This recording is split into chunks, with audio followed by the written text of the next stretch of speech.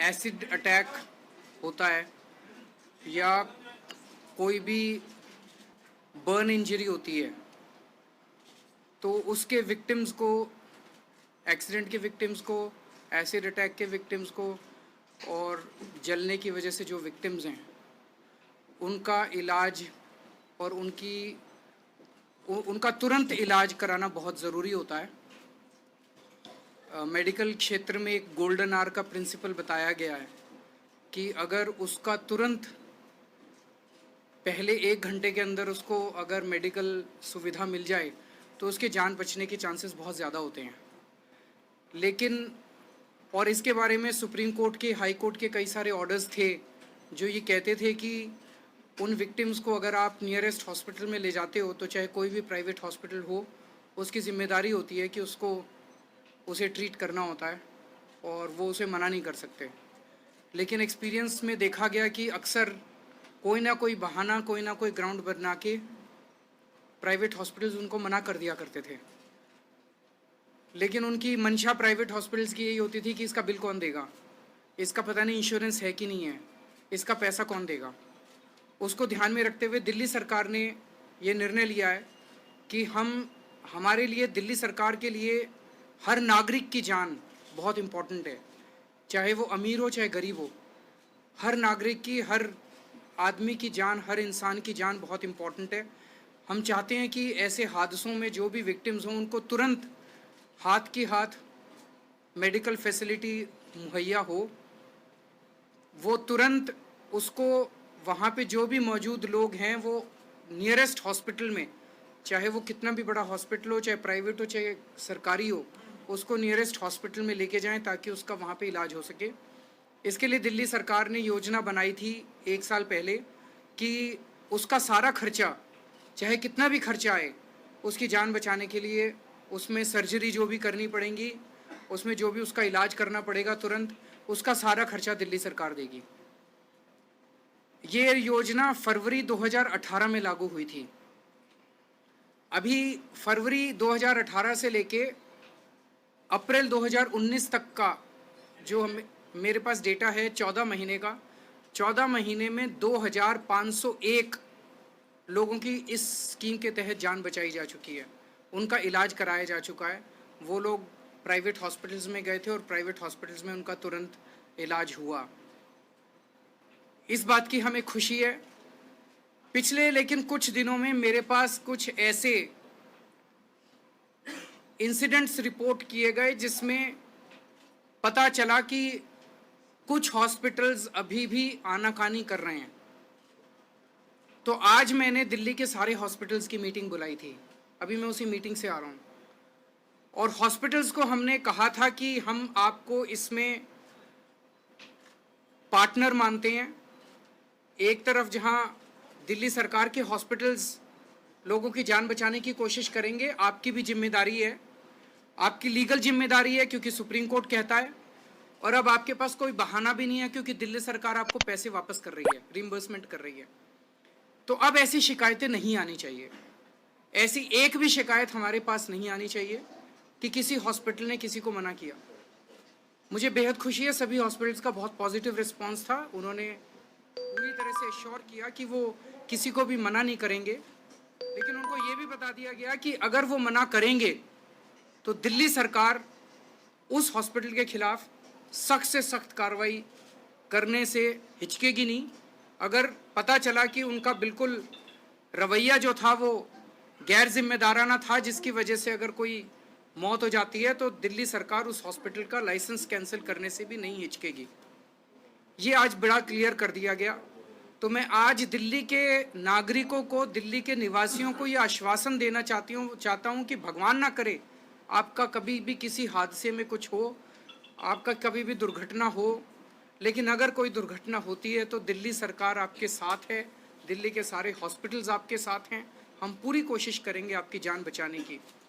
एक बड़ा interesting data अभी तक जो आया है वो ये है कि इसमें हमने एक गुड सैमरिटन स्कीम भी साथ निकाली थी कि जो भी व्यक्ति उसको लेके जाएगा हॉस्पिटल, उसको 2000 रुपये का पुरस्कार मिलेगा।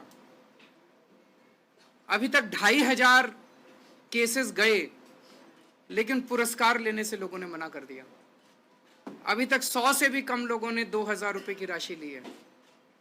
इससे यह दिखाता है कि अंत पंत में सबके सीने में दिल धड़कता है, और जो भी व्यक्ति उस दुर्घटनाग्रस्त विक्टिम को हॉस्पिटल लेके जाता है, वो उस 2,000 रुपये के लालच में नहीं लेके जाता, वो दिल से लेके जाता है, उसकी जान बचाने के लिए लेके जाता है। तो ये हमारे लिए और पूरे समाज के लिए बहुत एनकरेजिंग बात है कि लोग आते हैं, जब उनको ऑफर किया जाता है तो वो 2,000 रुपये लेने से मना कर देते हैं। वो कहते हैं जी हमने अपना धर्म निभाया है, हमें पैसा नहीं चाहिए, हमने पैसे के लिए नहीं किया। दूसरी एक इम्पॉर्टेंट अनाउंसमेंट है, आज कैबिनेट मीटिंग हुई थी।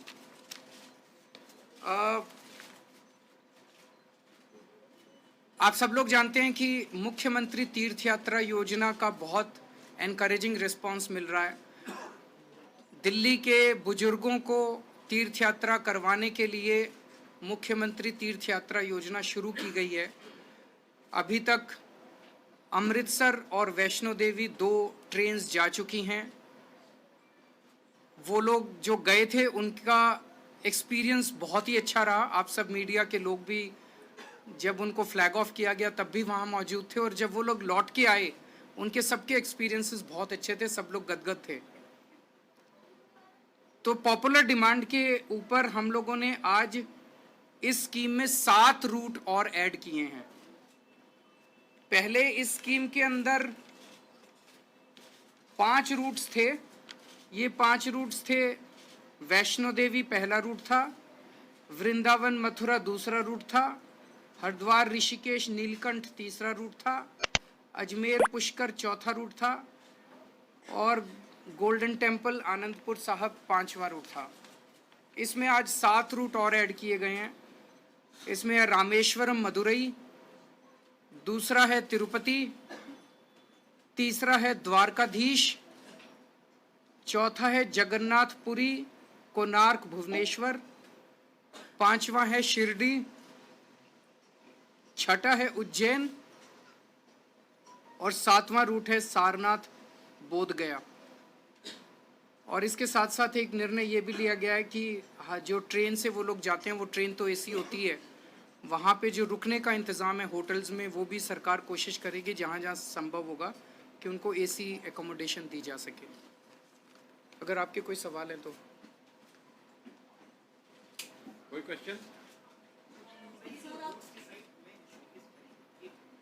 लोगों की डिमांड के ऊपर है। It's an ongoing process. जैसे पहले 5 से शुरू किया, बहुत अच्छा रिस्पांस आया, सारा सिस्टम इन प्लेस हो गया, अब रूट और ऐड करते जाएंगे जैसे जैसे डिमांड बढ़ी।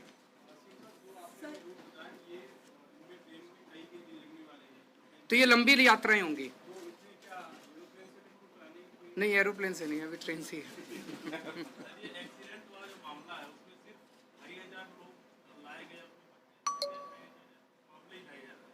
टोटल 2,500 मामले आए और सबका इलाज हुआ, सब लोग बच गए। इसमें क्या दिल्ली के ही लोग होंगे? ना, सबके? दिल्ली की बाउंड्री में किसी का भी एक्सीडेंट होता है। यस।